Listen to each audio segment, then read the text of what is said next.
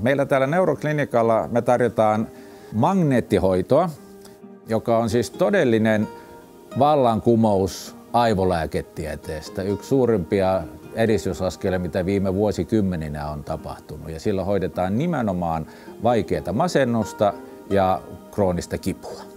Ja magneettihoito on niin tehokas, että se auttaa jopa silloin, kun lääkehoito ei enää auta.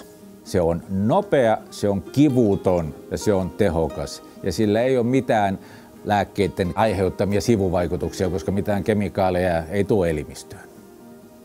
Kaikki nämä magneettihoidot annetaan täällä meidän neuroklinikallamme. Jos potilaalla on masennus, niin yhden hoitokerran kesto on noin 3 minuuttia ja hermokivussa se on noin 10 minuuttia. Ja sitten riippuen potilaan tilanteesta määräytyy se, että kuinka monta hoitokertaa pitää antaa. Ja masennuksessa jopa alle viikossa voidaan saavuttaa täyshoitotulos. Ja koska hoidolla ei ole mitään sivuvaikutuksia, niin hoidon jälkeen potilas voi lähteä kotiin, töihin, mitä haluaakaan. Me perustimme tämän firman 36 vuotta sitten ja tarkoituksena on tuoda alamme paras tekniikka ja osaaminen ja tietotaito ihmisten saataville.